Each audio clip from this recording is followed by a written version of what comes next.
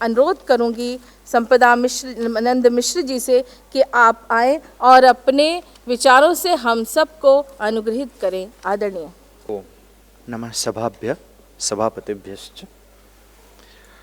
आप सभी हिंदी प्रेमी भारत प्रेमियों को हृदय से आभार प्रकट करता हूँ। महर्षि श्री अरविंद और उनके जो कोलैबोरेटर आध्यात्मिक सहभागिनी थे, श्री माता जी के चरणों में प्रणाम ज्ञापित करते हुए अपने विचार को प्रकट करता हूँ। भारतीय ज्ञान परंपरा, हिंदी भाषा और श्री अरविंद। भारतीय ज्ञान परंपरा और श्री अरविंद के जो दृष्टिकोण है उसको जानने से पहले हम जानें कि भारत को लेकर श्री अरविंद का विचार क्या था।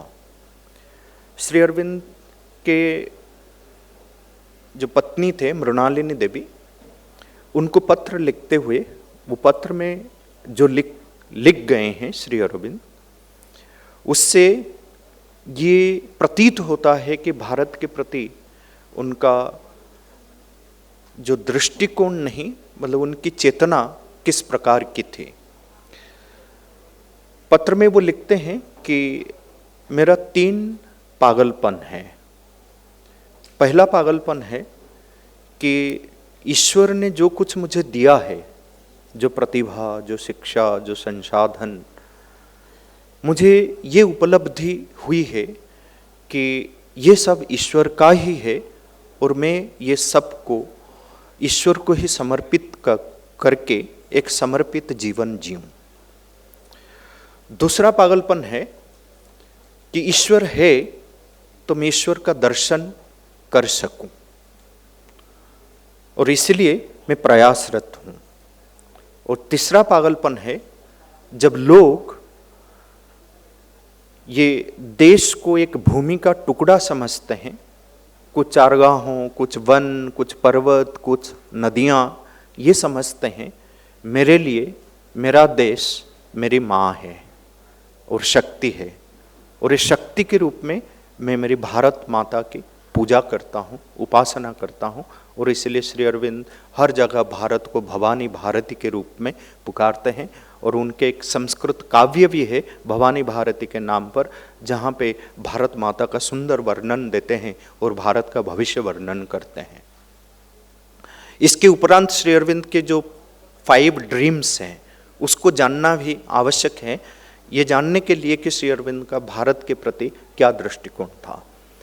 उनके जो 5 सपने थे भारत को लेकर, विश्व को लेकर, उसमें पहला स्वप्न था अखंड भारत, स्वतंत्र भारत, और ये जो भारत होगा ये विश्व गुरु भारत। स्वतंत्र भारत, एक भारत, अखंड भारत, ये पहला स्वप्न है। दूसरा सपना था कि एशिया का नवजागरण और उसमें भारत की भूमिका। और तीसरा सपना था वर्ल्ड यूनियन, यानी विश्व एकता। और तीसरा था जो प्राचीन मुनि ऋषियों की जो उपलब्धि है, जो आध्यात्मिक ज्ञान है, वह ज्ञान, उस ज्ञान का पुनरुद्धार। और ये सबसे बड़ा देन है विश्व को भारत का।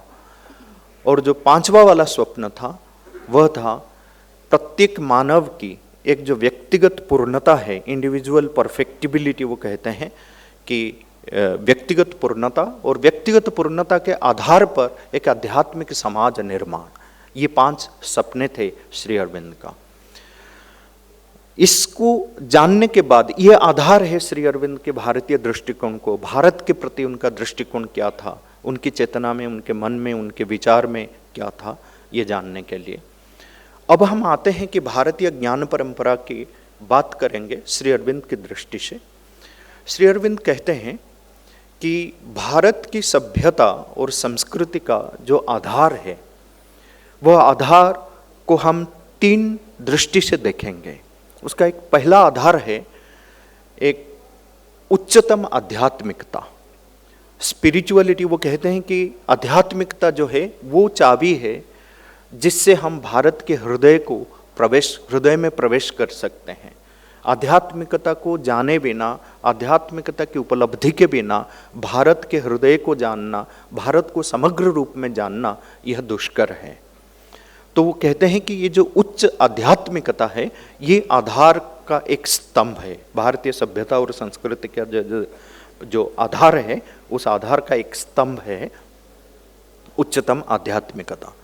और वह आध्यात्मिकता कोई शुष्क आध्यात्मिकता नहीं है, जिस आध्यात्मिकता को लोग समझते हैं कि स्पिरिचुअलिटी यानी आध्यात्मिकता माने कहीं जाके पहाड़ की गुफा में बैठकर या समुंदर के किनारे बैठकर या वन जंगल में बैठकर एकांत में बैठकर साधना करना, यह आध्यात्मिकता है। नहीं, वो मानते हैं कि ये आध्यात्मिकता जो है इस संसार में रहकर, संसार में जो भूमिका है हमारा, ये भूमिका को निभाते हुए यह आध्यात्मिकता का जीवन जीना है। कुछ भी त्यागना नहीं है, संसार को त्यागना नहीं है। त्यागना है तो अपने अंदर जो नेगेटिविटी है, जो नकारात्मक भाव है, उसे त्यागना है। वही त्यागमय जीवन, जैसे ईशोपनिषद में कहा गया है कि तेन त्यक्तेन भुंजी था, तो ये त्याग से ही जो संसार का भोग होना है, इसी प्रकार के आध्यात्मिकता पर वो विश्वास रखते थे और उनके योग का भी आधार यही आध्यात्मिकता है, एक उच्चतम आध्यात्मिकता। उसके बाद वो बोलते हैं कि एक जो बौद्धिक सामर्थ्य जो भारत का था, बौद्धिक क्षेत्र में भारत के मुनि ऋषियों ने जो योगदान दिया है, जो उनका अवदान है, इसको हमको ध्यान में लेना है। और आध्यात्मिकता के साथ साथ आध्यात्मिकता के आधार पर जो बौद्धिक सामर्थ्य भारत का था, उस बौद्धिक सामर्थ्य की वजह से हम देखते हैं कि कितने बुद्धिमत्ता का जो सर्वश्रेष्ठ उदाहरण है वो हमको भारत में मिलता है। तीसरा वो बताते हैं कि एक जो बहुत ही प्रखर सृजनात्मकता, जिसको अंग्रेजी में वो लिखते हैं कि एक सुप्रीम स्पिरिचुअलिटी और एक स्टुपेंडस इंटेलेक्चुअलिटी और एक रोबस्ट वाइटलिटी, जो सृजनात्मकता है, वो बोलते हैं कि क्या क्या नहीं निर्माण किया है भारत ने। 3000 वर्ष तक वो सृजन करता रहा, कभी थका नहीं। तो जिसका उदाहरण हमारे सामने है, हमारे मुनि ऋषियों का देन है, क्योंकि ये ऋषियों का देश है, ऋषियों की भूमि है और ऋषियों का दान है। और ऋषि का मतलब क्या होता है? हम सोचते हैं कि ऋषि कोई ऐसे व्यक्ति होगा जो ध्यान में बैठा होगा, जो आंख बंद कर या कुछ एक विशेष रूप में हम उसका इमेज को लाते हैं जब ऋषि की बात करते हैं। पर एक ऋषि की परिभाषा को हम श्री अरविंद की दृष्टि से देखें और श्री अरविंद का योगदान उसी में देखें, तो श्री अरविंद स्वयं ही महर्षि थे। वेद को पढ़ने से पहले, वेद से उनका संपर्क होने से पहले, वैदिक देवी देवताओं का जो उपलब्धि है, उनको ये इस प्रकार की आध्यात्मिक अनुभूति हो चुकी थी वो वेद को आने से पहले। इला, सरस्वती, मही, भारती, सरमा, दक्षिणा जैसे देवी देवताओं की उपलब्धि श्री अरविंद कर चुके थे। तब तक वो वेद नहीं पढ़े थे, वेद के साथ उनका कोई संपर्क नहीं हुआ था। तब तक ये देवी देवताओं का उपलब्धि वो अपनी साधना में कर चुके थे। तो उनकी दृष्टि से हम अगर विचार करें कि एक ऋषि कौन है, जिन ऋषियों ने हमको ये ज्ञान परंपरा दिया है, और इसलिए जब हम वेद पढ़ते हैं, वेद मंत्र का उच्चारण करते हैं, हमको ये कहा जाता है परंपरा में कि हम पहले ऋषि, छंद और देवता का स्मरण करें। ऋषि का स्मरण करे बिना हम वेद में प्रवेश नहीं कर सकते हैं। छंद का स्मरण करे बिना, देवता का स्मरण करे बिना हम वेद में प्रवेश नहीं कर सकते हैं और वेद मंत्र का उच्चारण नहीं कर सकते हैं। तो ये ऋषि जो है, श्री अरविंद की दृष्टि से हम विचार करें तो एक ऋषि के पास होता है दृष्टि, अंतर्दृष्टि।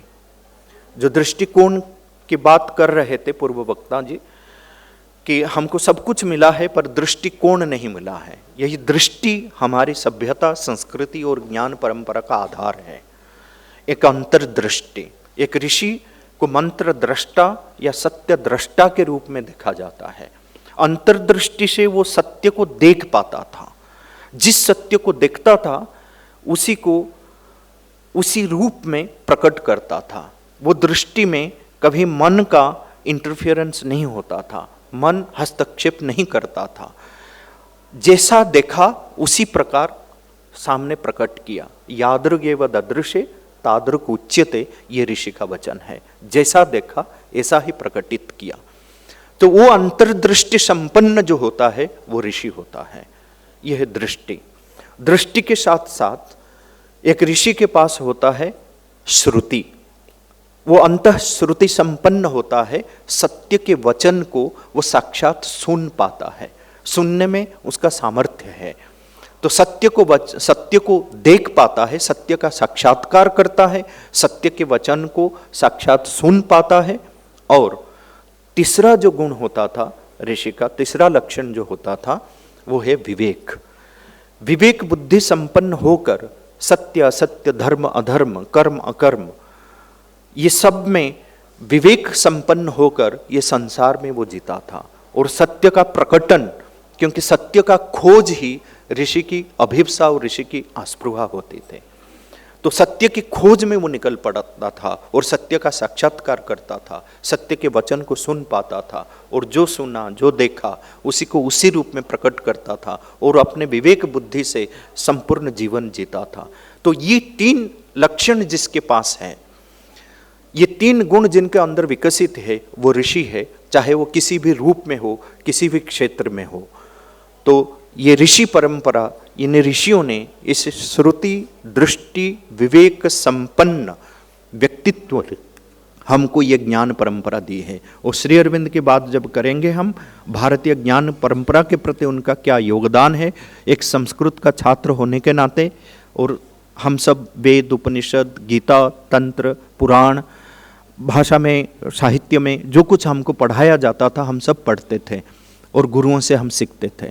पर जब मैंने श्री अरविंद के संपर्क में आया, श्री अरविंद के साहित्य के संपर्क में आया, तब मुझे वेद मंत्रों का उपनिषदों में जो कुछ दिया हुआ है, कालिदास ने जो लिखा है, भर्तृहरि ने जो लिखा है, पाणिनि ने जो लिखा है, उसका एक अलग रूप मेरे सामने प्रकट हुआ। क्योंकि श्री अरविंद हमेशा ये सब चीज़ों को एक अलग दृष्टि से देखते थे, अलग रूप से व्याख्यान करते थे।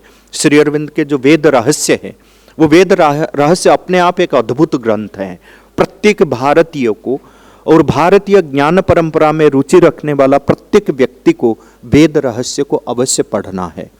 ये वेद रहस्य में वेद का रहस्य को प्रकट करते थे, पर रहस्य प्रकट करने से पहले उन्होंने ये प्रश्न किया है, क्या सच में वेद में कोई रहस्य है तो उसका उद्घाटन होना चाहिए, और कैसे होना चाहिए उसका तरीका भी उन्होंने बताया है।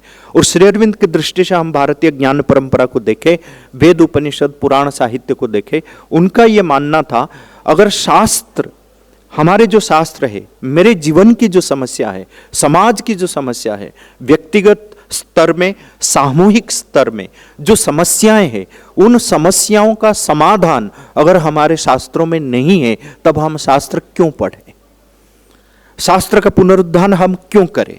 और श्री अरविंद ने ये दिखाया कि मानव जाति की हर एक समस्या का समाधान हमारे वेदों में, उपनिषद में, गीता में है।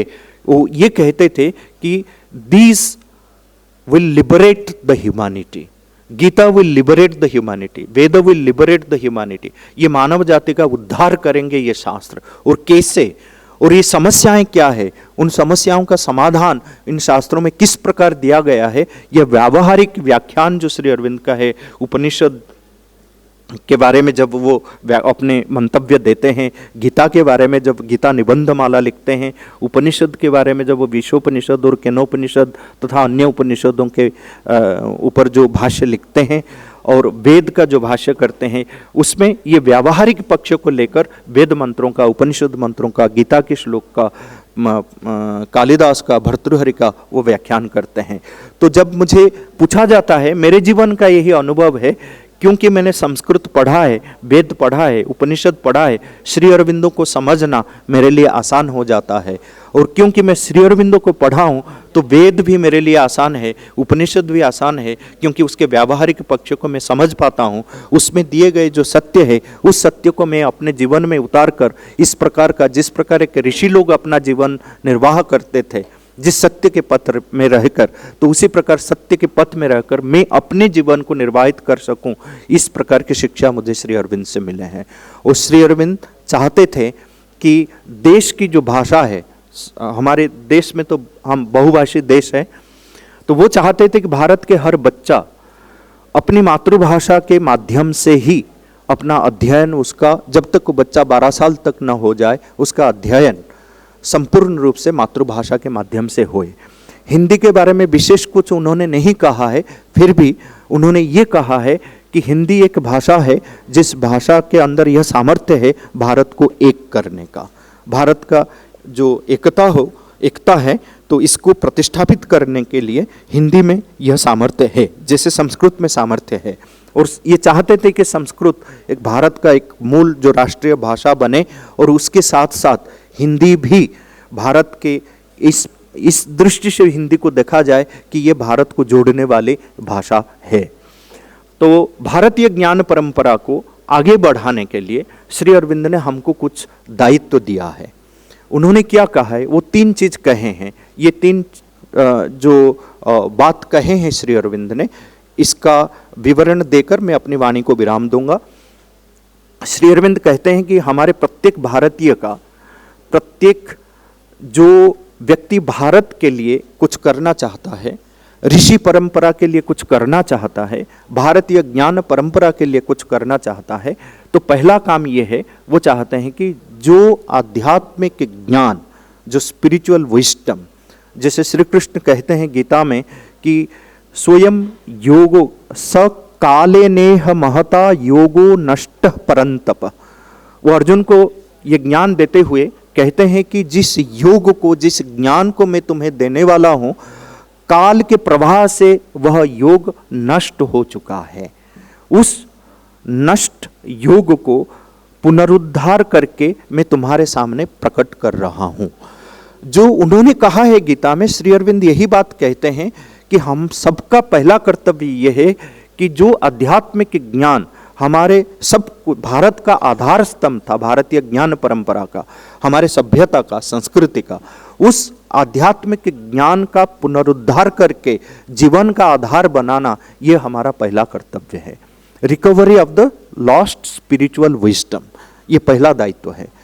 और दूसरा दायित्व हमारा है कि केवल आध्यात्मिक ज्ञान के पुनरुद्धार से बात नहीं हो बनेगी, तो इस आध्यात्मिक ज्ञान को जीवन के हर क्षेत्र में प्रायोगिक व्यावहारिक रूप में अपनाना है, और जो कुछ भी हम करते हैं उसको एक नया रूप देना है, एक न्यू फॉर्म ऑफ लिटरेचर, नया रूप होगा साहित्य का, धर्म का, दर्शन का, राजनीति का, राजधर्म का, तो लोक धर्म का, सब कुछ में एक नया रूप आएगा। वही पुराने रूप से, पुराने ढांचे से काम नहीं चलेगा, क्योंकि वो एक भविष्य की ओर हमेशा देखते थे श्री अरविंद। तो वो कहते थे कि एक नया रूप देना है, पर आध्यात्मिकता, जो आध्यात्मिक ज्ञान हमारे ऋषियों का था, उसका पुनरुद्धार करके उसी को आधार बनाना है, ये नया रूप देने के लिए। और फिर वो कहते थे कि केवल नया रूप दे देने से, केवल इस आध्यात्मिकता का पुनरुद्धार कर देने से बात नहीं बनेगी। इस आध्यात्मिकता में और इस जो ज्ञान परंपरा को हम आगे बढ़ाने का प्रयास करेंगे, उस ज्ञान परंपरा के हमारे व्यक्तिगत और सामूहिक समस्याओं का समाधान हम ढूंढेंगे, और वो उसी के आधार पर समाधान हम सारे जगत को, सारे मानव जाति को देंगे। क्योंकि श्री अरविंद का ये लक्ष्य था चेतना का रूपांतर, चेतना का विकास, आत्मा का विकास, चरित्र का विकास।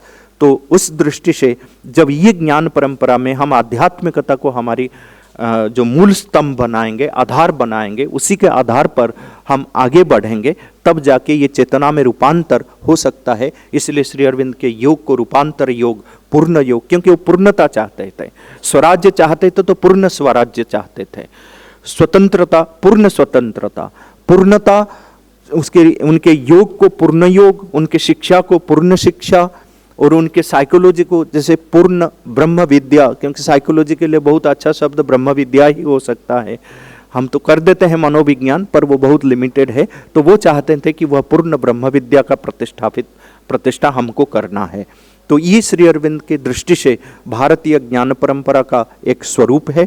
और इस भारतीय ज्ञान परंपरा के काम को आगे बढ़ाने के लिए हम जो करना है, जिस प्रकार का प्रयास करना है और क्या करना है, उसका सूत्र श्री अरविंद ने इस प्रकार अपने वेद रहस्य, उपनिषद, गीता तथा फाउंडेशंस ऑफ इंडियन कल्चर, जो भारतीय संस्कृति का आधार, एक जो उनका मूल ग्रंथ है, जिसमें हमको ये नजर आता है कि श्री अरविंद किस हद तक एक आर्ग्यूमेंटेटिव इंडियन थे, कि वो विलियम आर्चर ने जो इश्यूज रेज किए थे भारतीय संस्कृति को लेकर, उसका जवाब श्री अरविंद ने फाउंडेशंस ऑफ इंडियन कल्चर, भारतीय संस्कृति के आधार, इस पुस्तक में दिया है। और भारतीय ज्ञान परंपरा में रुचि रखने वाला हर एक व्यक्ति को ideal of human unity, foundations of Indian culture, secret of the Veda, the Upanishad, essays on the Gita, future poetry, ये सारे ग्रंथों का सूक्ष्म और गंभीर अध्ययन करना हम सब का दायित्व है। और इन्हीं शब्दों के साथ आप लोगों का फिर से आभार प्रकट करके अपनी वाणी को विराम देता हूँ। धन्यवाद।